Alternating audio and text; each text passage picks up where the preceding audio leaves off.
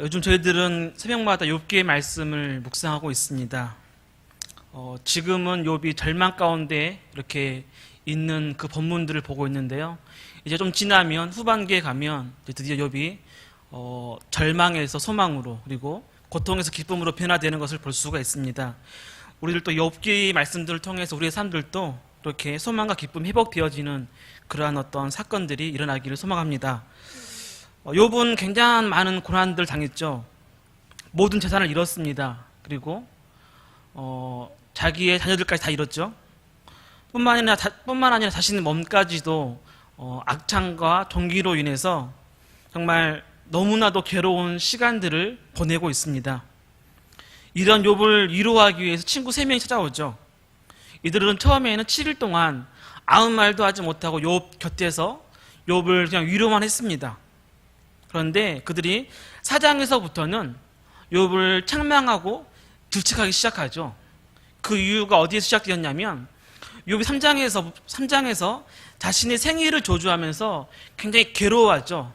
하나님을 원망하기도 하면서 괴로워합니다. 그 모습을 본 친구들이 욥을 책망하죠. 지금 네가 이렇게 고통당하는 것이 무엇 때문인지 알라라고 하면서 이렇게 얘기를 합니다.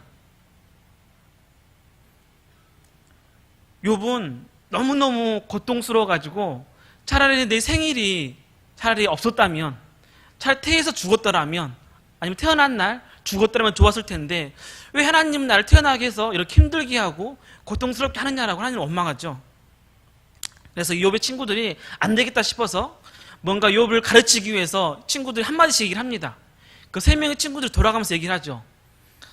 이제 첫 번째 그 친구였던 엘리바스라는 친구가 얘기를 하는데 그 친구의 말에 요즘 이런 겁니다.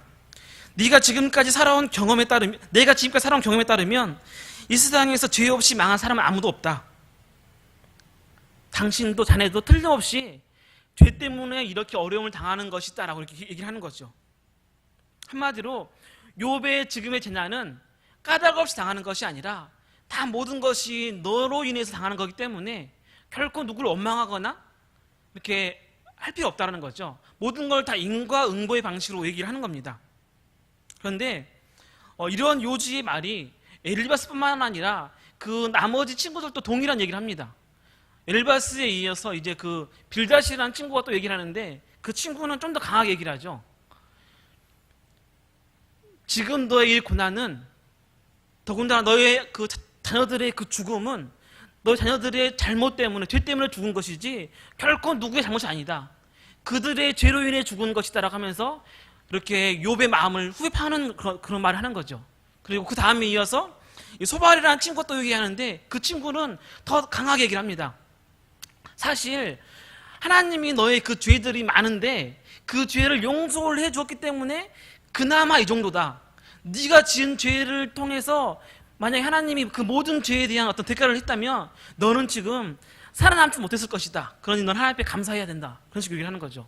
정말 아주 강하게 아주 독한 말을 하는 거죠. 친구들이 와가지고 이 세 친구의 요지가 다 이런 겁니다. 모든 것이 다 너의 잘못이다. 너의 잘못을 인해서 당한 거기 때문에 결코 누구를 원망하거나 탓할 것이 아니라 지금 너는 회개해서 하나님 앞에 바로 서면 된다라고 이렇게 얘기하는 거죠. 친구들의 이런 사고방식, 또 인과응보의 방식은 뭐 틀렸다라고 얘기를 할 수 없는 거죠.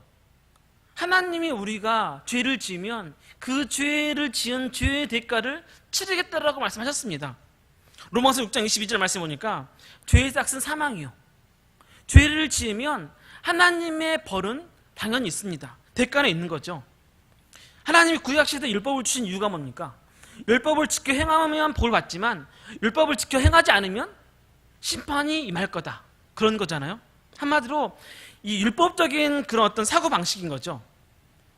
구약의 역사를 보면은 그런 사건들이 많잖아요. 출애굽했던 이스라엘 백성들이 광야에서 하나님 앞에 죄를 지니까 어떻게 됐습니까? 40년이라는 세월 동안 그들은 광야에서 이렇게 유리하며 살아야 됐고 또 광야 안에서도 많은 그런 죄들 때문에 수많은 어려움들 당했죠. 뿐만 아니라 가나안 땅에 들어서도 마찬가지죠. 가나안 땅에 들어서도 그들이 죄를 짓고 하나님 앞에 그런 우상을 섬기었을 때 하나님은 이방인들을 통해서 수많은 고통과 고난을 줬습니다. 그런데 그들이 다시 또 회개하고 돌아오면 하나님이 사자들을 또 세워가지고 그들을 회복시켜 주시고 또 위로해 주시고, 이게 계속해서 반복되는 것이 이스라엘의 역사잖아요. 그리고 또 마지막에 가서는, 결국에 가서는 하나님이 또 이스라엘 백성들이 그렇게 죄를 지니까 선지자들을 보내가지고 하나님이 그렇게 얘기를 하죠. 너희들이 지금 돌아오지 않으면, 지금 회개하지 않으면 너희들은 정말 큰 심판을 당할 것이다. 그러니까 빨리 회개하고 돌아와라. 그런데 어떻게 합니까? 그들은 회개하지 못하고 죄를 짓죠. 그래서 하나님은 그들에게 아수르와 바벨론을 통해서 그들의 나라를 멸망을 시키면서 그들의 죄에 대한 대가를 하나님은 치르게 하셨습니다. 이처럼 하나님은 구약의 역사는 이처럼 죄를 지으면 벌을 받고, 그리고 말씀대로 행하면 복을 받는 것이 구약의 역사고 율법의 사고방식입니다. 그래서 따지고 보면은 이 친구들의 말이 결코 틀린 건 아니었던 거죠. 죄를 짓고 또 잘못했으면 그에 따른 벌을 받아야 된다. 이것이 친구들의 말이기 때문에 결코 틀렸다고 얘기할 수 없습니다. 하나님은 그 죄에 대한 대가를 치르게 하시는 거죠. 그렇기 때문에 우리들의 삶 속에서도 마찬가지죠. 혹시 우리 삶 속에서 힘들고 어려운 고난들이 있다면 혹시 내 안에 죄가 있지 않는지 그 죄를 되돌아보고 하나님 앞에 모든 걸 회개하고 그리고 바르게 회복시키는 게 물론 우리에게 필요합니다. 그렇죠? 혹시 내 안에 죄가 있지 않는지, 내가 말씀 앞에 잘못된 것을 행하지 않았는지 늘 우리들은 말씀 앞에 우리 자신들을 한번 되돌아보고 다시 회개하고 돌아서는 것이 우리에게 필요한 겁니다. 당연히 그렇게 해야 되는 것이 그리스도인의 삶인 거죠. 그런데 문제가 있어요. 문제가. 그게 뭐냐면 모든 고난의 원인이 꼭 죄에서부터 시작되지 않는다는 거죠. 욥의 상황처럼 내가 잘못한 것이 없는데, 죄가 없는데 당하는 고통이죠. 욥은 하나님이 인정했던 그런 의인이었던 사람이잖아요. 하나님을 경외했습니다. 당대에 어느 누구보다 정직했고 그는 하나님 앞에 신실했던 사람이죠. 율법적인 사고방식에 따른다면 욥은 고난을 받아야 될 사람이 아니라 사실은 더 큰 복을 받아야 될 사람이잖아요. 그런데 욥은 정말 아주 절망적인 고난을 당했습니다. 모든 것을 다 잃었죠. 최악의 절망적인 상태가 되었습니다. 엘리바스는 단순히 율법적인 사고에 의해서 욥을 책망했습니다. 너의 죄 때문이다. 엘리바스의 말처럼 죄로 인한 거라면 그건 충분히 인정할 수 있겠죠. 받아들일 수 있습니다. 그런데 욥은 도저히 받아들일 수가 없었던 거죠. 엘리바스의 말에 동의할 수가 없었습니다. 물론 죄가 없는 사람들은 없죠. 죄가 없는 사람들 누구나 죄는 있습니다. 그렇지만 아무리 죄를 짓다고 하더라도 욥의 입장에서는 지금 자신이 당하는 그 고난과 고통을 도저히 이해할 수가 없는 거죠. 왜 내가 이런 고통을 당해야 하는가? 그게 지금 욥의 마음입니다. 우리들도 그러한 경우도 많이 있지 않습니까? 물론 우리가 욥처럼 하나님이 인정할 만큼 온전하고 정직하고 하나님을 경외하고 악에서 떠날 만큼 그렇게 완전한 사람들은 되지 못합니다. 그렇지만 때로는 우리들도 이해할 수 없는 고난들, 그럴 때가 많죠. 건강의 문제, 가정의 문제, 자녀의 문제, 직장의 문제, 사업의 문제, 여러 가지 문제들로 인해서 이해할 수 없는 고난들을 당할 때가 많이 있습니다. 그때 우리는 어떻게 합니까? 왜 나입니까? 왜 우리 가정이고 우리 자녀입니까? 왜 나에게 이런 아픔을 줍니까? 라고 얘기를 하죠. 내가 뭘 그리 잘못했느냐라고, 내가 무슨 죄를 지었느냐라고 그렇게 얘기를 합니다. 내 주변에 나보다 훨씬 더 잘못된 사람도 많은데, 나보다 훨씬 더 죄의 많은 사람도 많은데 왜 나에게 이런 아픔을 주고 이런 어려움을 주냐라고 얘기를 하는 경우가 많죠. 왜 그럴까요? 그렇게 잘못한 것도 없는데, 심지어 열심히 신앙생활하고 정말 열심히 봉사하고 헌신했는데 왜 하나님은 그런 사람들조차도 때로는 어려움을 주고 고난을 줄까요? 물론 이 문제에 대해서 확실한 대답을 드릴 수는 없습니다. 왜냐하면 하나님이 하시는 일이기 때문이죠. 하나님의 섭리 가운데 일어난 일이기 때문에 누군가 인간의 말로 그것을 설명할 수는 없습니다. 다만 우리가 욥의 모습들을 통해서 이러한 고난 앞에 우리 그리스도인들은 어떻게 대처하고 받아들여야 하는가, 그러한 것들을 볼 수가 있는 거죠. 그렇다면 이런 상황에서 욥은 어떻게 자신을 대처하고 고난을 이겼을까요? 이해할 수 없는 사건 앞에서 욥은 어떻게 대처합니까? 이에 대해서 욥이 하나님의 뜻을 이해하고 순응하는 것은 지금 당장의 말씀에는 안 나옵니다. 후반기 가면 나오죠. 후반기 가면 38장에서부터 욥이 이제 하나님과 만남을 시작합니다. 하나님이 그때 등장하죠. 그리고 욥이 하나님과 대화를 합니다. 그러면서 욥은 그때 가서야 자신의 고난에 대해서 받아들이기 시작합니다. 그리고 회복을 하는 거죠. 그러니까 사실 37장까지는 계속해서 이러한 내용이 반복이 되어집니다. 특별한 해결책은 없어요. 친구들은 계속해서 욥을 책망하죠. 또 욥은 또 계속해서 자신을 그렇게 변호합니다. 그러면서 또 자신의 신세를 한탄하는 거죠. 내가 무슨 죄를 지었다라고. 너무 괴롭다. 하나님 너무하신다. 차라리 죽고 싶다. 차라리 죽여주면 좋겠다라고 하면서 욥은 계속해서 그렇게 얘기를 합니다. 그리고 욥의 그 말들을 보면은요, 욥의 그 하나하나의 말들을 보면은 정말 실감이 날 정도의 그 고난과 고통이 느껴지죠.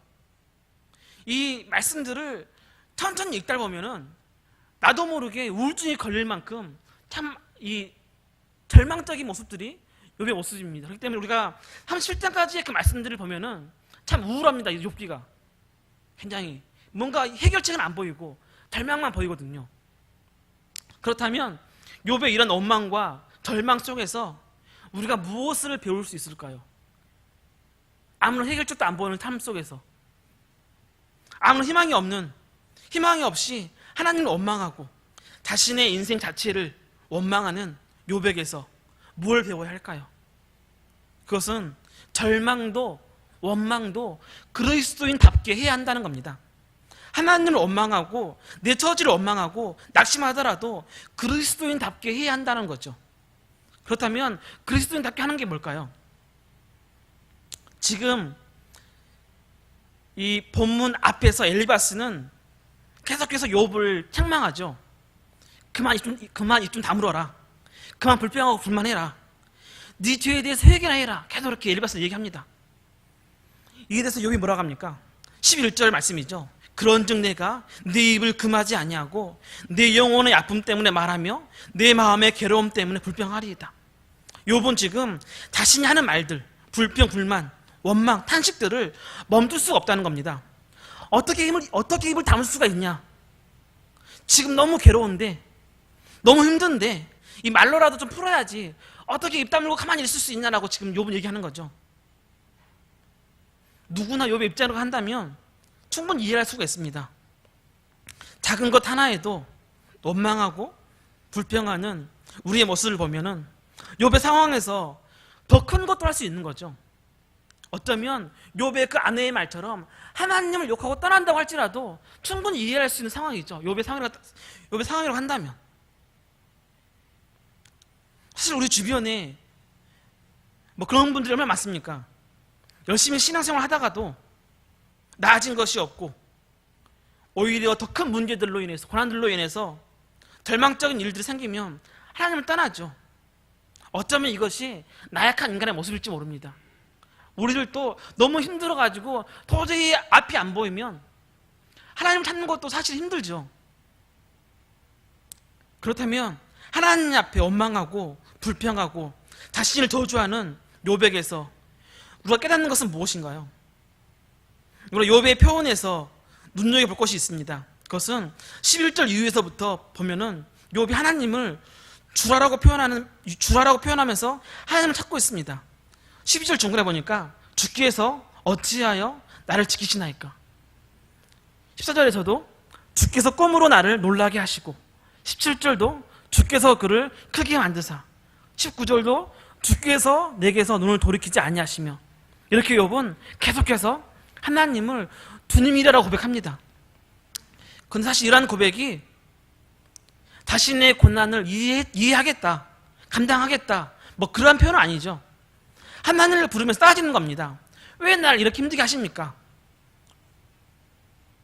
욥의 이러한 표현은 오늘 본문에만 나오는 게 아닙니다. 앞으로도 계속해서 욥은 이처럼 하나님을 부를 때 주라고 표현하면서 하나님을 부릅니다. 그러면서 따지는 거죠. 계속 따지는 거죠. 왜 이렇게 하시는 겁니까? 왜 힘들게 합니까? 라고 하면서 하나님을 따지는 거예요.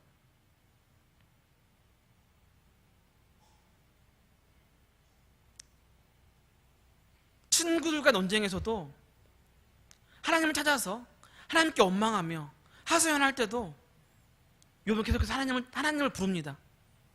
그렇다면 욥의 이러한 모습이 중요한 이유는 뭘까요? 하나님을 주라라고 고백하는 그것이 왜 중요합니까? 그럼에도 불구하고 여전히 하나님을 욥은 주로 고백하고 있다는 거죠. 비록 하나님 행하신 일에 대해서 이해할 수 없지만 그럼에도 불구하고 하나님을 떠나지 않는 겁니다. 물론 그가 하나님을 원망하거나 자신의 억울함을 고백하긴 합니다. 그러나 그는 하나님을 부정하거나 하나님을 욕하거나 하나님을 버리지 않았습니다. 힘들지만, 고통스럽지만, 절망스럽지만 욥은 그럼에도 불구하고 하나님을 부르면서 그분의 품 안에서 하소연을 하고 있다는 거죠. 이 현실, 이 고난이 너무 괴롭지만 이 모든 영적 싸움에서 그는 모든 것을 감당하고 있습니다. 여전히 그는 하나님의 그 은혜와 도움을 갈망하는 믿음의 자리에 서 있습니다. 하나님의 은혜와 도움을 기다리고 있습니다. 그러면서 현실의 고통과 아픔에 대해서 담담하게 받아들이는 욥의 모습인 거죠. 우리가 욥을 통해서 깨닫는 것이 바로 이겁니다. 이것이 사실 성도의 삶인 거죠. 인간의 모든 인생의 모든 삶이 하나님의 손 안에 있습니다. 이 모든 가고 오는 시간 흐름 속에서 하나님을 찾고 하나님을 부르고 넘어지고 일어서고 찬송했다가 또 불평하고 이렇게 하는 것이 우리의 인생이라는 거죠. 그러면서도 하나님을 떠나지 않고 하나님의 품 안에서 그분께 투정하고 불평하며 사는 겁니다. 욥처럼 그럼에도 불구하고 하나님 안에서 그분의 품 안에서 사는 거죠. 매일매일 순간순간 그렇게 사는 겁니다. 어찌 되었든 하나님을 떠나지 않는 거죠. 이것이 정말 중요한 겁니다. 이것이 성도의 삶인 거죠. 이것이 정말 그리스도인답게 사는 거죠. 그리스도인답게 사는 거죠. 비록 힘들지만, 비록 내 삶이 힘들고 고통스럽고 절망스럽지만 그럼에도 불구하고 하나님을 떠나지 않고 하나님 안에서 모든 것을 해결하려고 하는 거죠.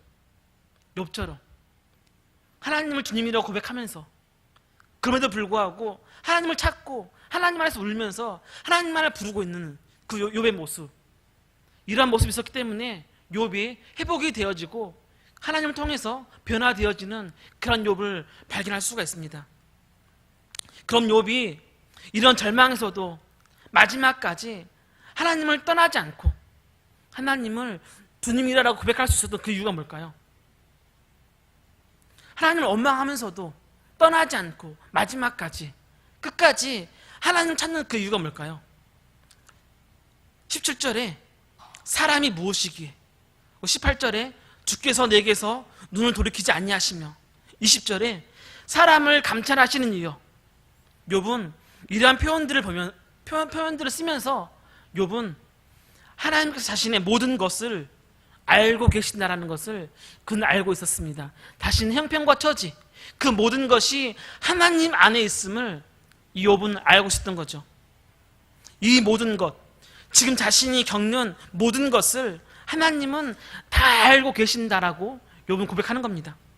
물론 마음에 안 들죠. 힘들죠. 하나님은 원망스럽습니다. 그렇지만 그럼에도 이 모든 것의 주관자가 하나님이다라고 욥은 고백하는 겁니다. 욥은 이 사실을 놓지 않았던 거죠. 비록 힘들고 어렵지만 내 형편과 모든 것을 아시는 하나님, 그 하나님께서 모든 것을 인도하신다라고 욥은 마지막까지 그것을 알고 있었던 거죠.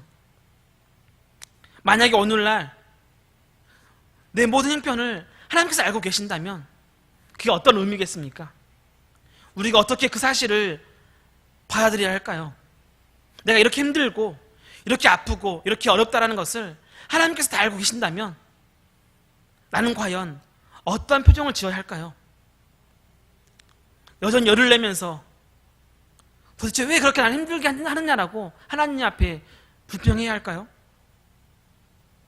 하나님이 나의 모든 것을 아신다면, 내 아픔과 내 필요와 내 문제를 다 아신다면 하나님 앞에 엎드릴 수밖에 없는 거죠. 내 고난과 내 아픔 때문에 하나님 원망스럽지만 하나님을 떠날 수 없고 하나님의 품에 안겨서 울 수밖에 없는 겁니다. 베드로전서 5장 6절부터 10절까지 말씀인데요, 같이 한번 읽어보겠습니다. 베드로전서 5장 6절에서 10절입니다. 같이 한번 읽어보겠습니다. 그러므로 하나님의 능하신 손 아래에서 겸손하라. 때가 되면 너희를 높이시리라. 너희 염려를 다 주께 맡기라. 이는 그가 너희를 돌보심이라. 근신하라, 깨어라. 너희 대적마귀가 우는 사자같이 두루다니며 삼킬 자를 찾나니 너희는 믿음을 굳건하게 하여 그를 대적하라. 이는 세상에 있는 너희 형제들도 동일한 고난을 당할 줄을 알미라.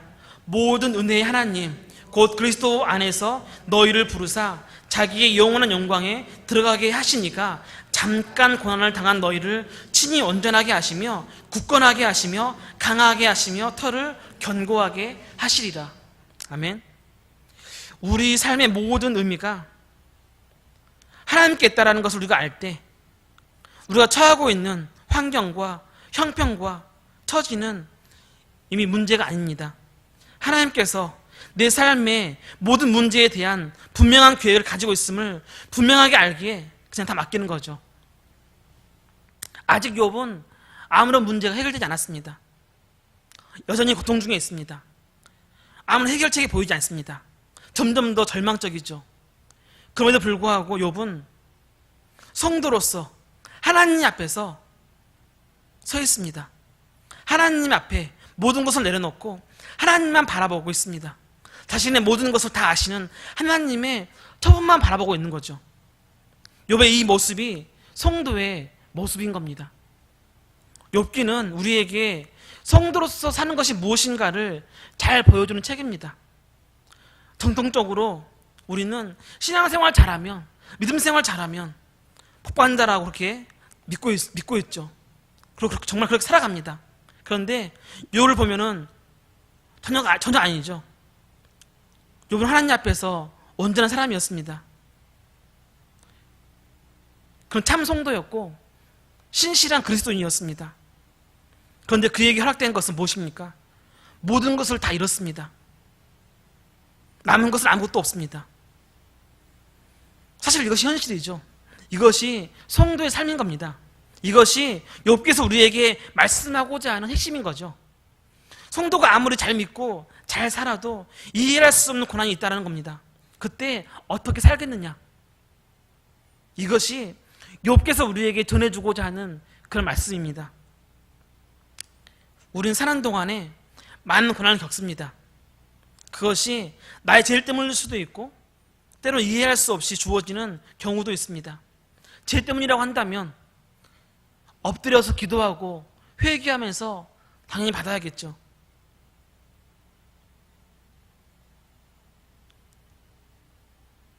그러나 이해할 수 없이 주어지는 고난, 그때 우리는 더 주님 앞에 나아가야 합니다.